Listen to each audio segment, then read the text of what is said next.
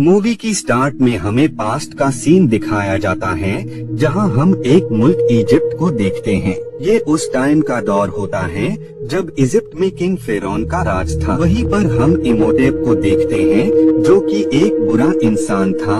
उसकी एक पार्टनर भी होती है जो कि उसके बुरे काम में उसका साथ दिया करती थी। एक दिन किंग इमोटेप को पता लग जाता है कि इमोटेप के साथ वो शख्स भी उसके साथ हैं।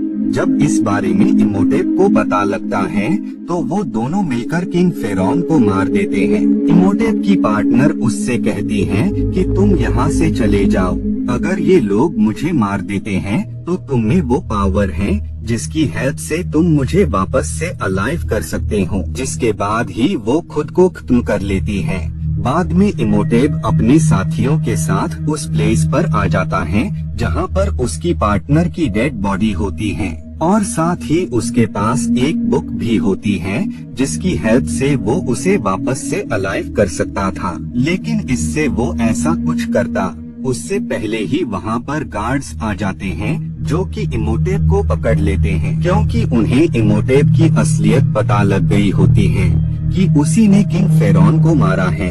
इसीलिए वो उसे सबसे दर्दनाक सजा देते हैं। वो लोग इमोटेप को जिंदा ही मम्मी बना देते हैं और बाद में वो उसके ऊपर काफी सारे इंसेक्ट्स को डाल देते हैं जो कि आहिस्ता आहिस्ता उसकी पूरी बॉडी को ही खाने लगते हैं। बाद में वो उसके ताबूत को बंद कर देते हैं और साथ ही उसमें एक लॉक भी लगा देते हैं ताकि कोई भी शख्स ताबूत को न खोल सके, क्योंकि अगर इस बार इमोटेप जिंदा हुआ तो वो पूरी दुनिया पर कहर बनकर बरसेगा। बाद में वो लोग इमोटेप की कब्र को जमीन के बहुत ही गहराई में दफन कर देते हैं और उसके ऊपर एक बहुत ही बड़ा स्टैचू रख देते हैं। लेकिन वक्त बीतता जाता है और वो स्टैचू अब जमीन में आधा धंस चुका होता है। वहीं पर हम एक शख्स को देखते हैं जिसका पीछा कुछ लोग कर रहे होते हैं और जब रे उस स्टैचू के नजदीक आता है तभी वहाँ अजीब चीजें होने लगती हैं। उन सब लोगों के घोड़े किसी चीज से डरकर वहाँ से भागने लगते हैं और साथ ही जमीन के अंदर से रेत बाहर आने लगती है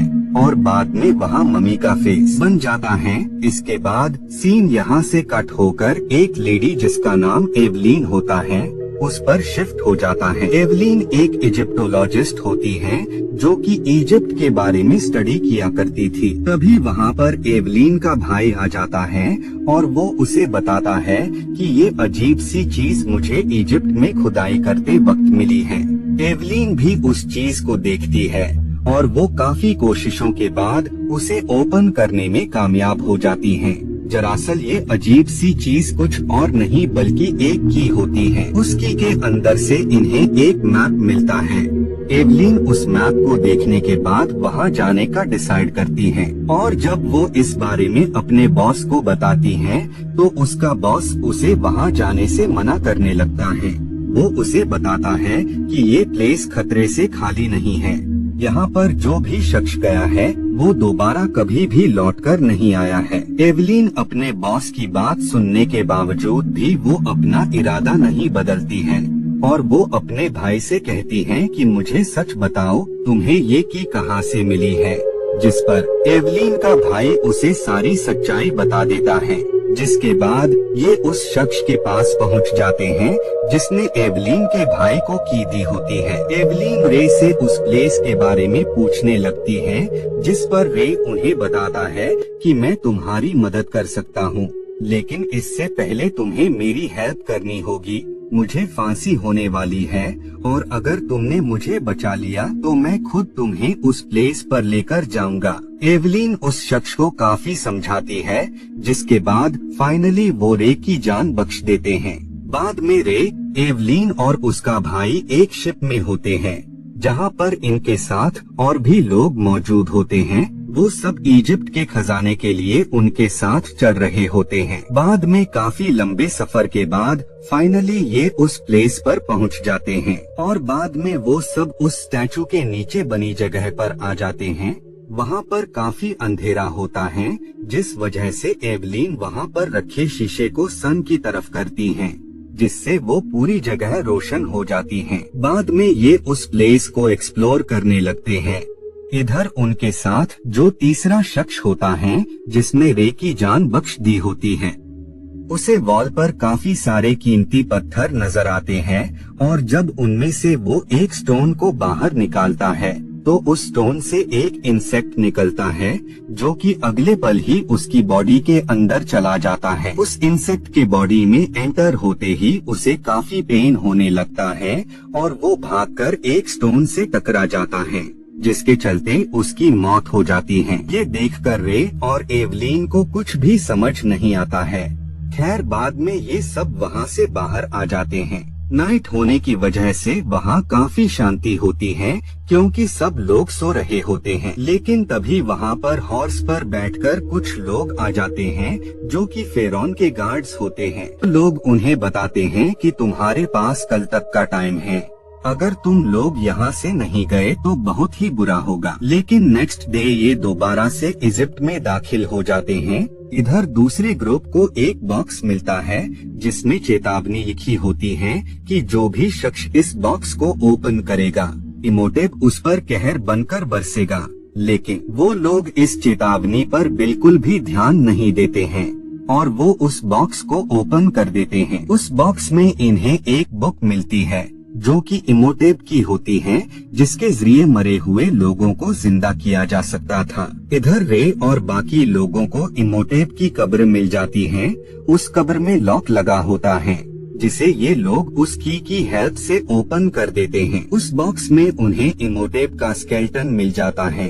एवलीन उन्हें बताती है कि उसने आज से पहले ऐसी मम्मी कभी भी नहीं देखी। नाइट में एवलीन उस बुक के कुछ वर्ड्स को रीड करने लगती है, जिसके चलते इमोटेब की लाश में मूवमेंट होने लगती है और वो वापस से अलाइव हो जाता है।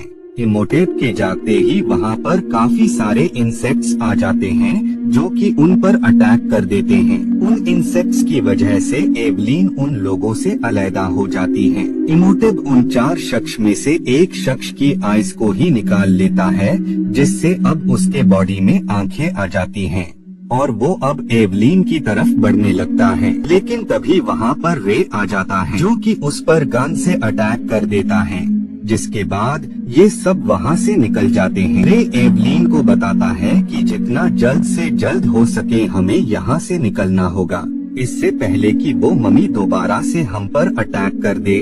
लेकिन एवलीन वहाँ से जाने से इनकार कर देती है। वो उसे बताती है कि हमें इमोटेब और उसके लोगों को वहीं पर वापस से भेजना होगा जहाँ से वो आया था। इधर इमोटेब वापस से उस शख्स के पास जाता है और वो उसकी पूरी बॉडी को स्केलेटन में तब्दील कर देता है। लेकिन उसी दौरान वहाँ पर रे आ जाता है और वो उस पर गन से काफी अटैक करता है, लेकिन इस बार उसे कुछ भी नहीं होता है। तभी वहाँ पर एक कैट आ जाती है जिसे देखकर इमोटेब डरकर वहाँ से निकल जाता है। बाद में जब ये इस बारे में उन गार्ड्स से इसकी वजह पूछते हैं तो वो उन्हें बताते हैं कि कैट हम गार्ड्स से ही ताल्लुक रखती है, जिसके चलते इमोटेब कैट को देखकर वहाँ से भाग गया। और साथ ही वो उन्हें बताते हैं कि जिन लोगों ने उस बॉक्स को खोला था इमोटेब उन सब लोगों को एक एक करके मार देगा। इधर एक शख्स उस बुक के साथ वहाँ से निकल रहा होता है। ये वही शख्स होता है जिसने उस बॉक्स को ओपन किया होता है। इमोटेब के लोग उसे मारकर बुक को ले लेते हैं और बाद में वो तीसरे शख्स को भी मार देता है। इमोटेब वहाँ से निकलकर एवलीन के पास जाता है। तभी उसी पल रे कैट के साथ वहाँ आ जाता है। उस कैट को देखकर इमोटेब वहाँ से भाग जाता है। रे इमोटेब को किसी भी तरह से मारना चाहता था और उसी पल उसे एक बुक के बारे में पता लगता है जिसके जरिए वो इमोटेब को मार सकते थे। लेकिन उनमें से किसी को भी उस बुक की लोकेशन के बारे में पता नहीं होता है, जिस वजह से वो उस बुक के बारे में काफी रिसर्च करते हैं, जिसके बाद इन्हें उस बुक की लोकेशन के बारे में पता लग जाता है। बाद में ये सब उसी प्लेस पर आ जाते हैं जहाँ पर इमोटेब होता है। इमोटेब ने इजिप्ट के लोगों को अपना गुलाम बना लिया होता है। इमोटेब एवलीन के पास जाता है और वो उससे कहता है कि अगर तुम मेरा साथ दो तो मैं इन सबको यहाँ से जाने दूंगा। लेकिन बाद में इमोटेब अपने लोगों को उन्हें मारने का कहता है। लेकिन वो सब किसी तरह वहाँ से निकल जाते हैं। इधर इमोटेप को पता लग जाता है कि रे और उसके लोग अभी भी अलाइव हैं, इसीलिए वो ममीज को उन्हें मारने के लिए भेजता है। इधर रे और उसके लोग उन ममी से खुद को सेव कर उस बुक को हासिल कर लेते हैं। इधर इमोटेप एवलीन को मारकर अपनी पार्टनर को जिंदा करने वाला होता है। तभी वहाँ उसका भाई आ जाता है जो कि उस बुक के कुछ वर्ड्स को रीड करने लगता है, जिसके चलते वहाँ पर गार्ड्स आ जाते हैं और वो इमोटेप की पार्टनर को मार देते हैं। ये देखकर इमोटेप को काफी गुस्सा आता है और वो उसे मारने वाला होता है। तभी रे उस पर अटैक कर उसके हाथ को बॉडी से अलग कर देता है, लेकिन तब तक वो उस की को हासिल कर लेता है और वो उस बुक को की से ओपन कर देता है। एवलीन उस बुक को रीड करने लगती है, जिसके बाद ही वहाँ एक रथ आ जाता है जो कि इमोटेप की सारी पावर्स को छीन लेता है, जिससे वो एक आम इंसान बन जाता है। देखकर रे उस पर नाइफ से अटैक कर उसे मार देता है और बाद में वो सब वहाँ से निकल जाते हैं, क्योंकि वो पूरी प्लेस डिस्ट्रॉय हो गई होती है। और इसी के साथ ये मूवी यहीं पर एंड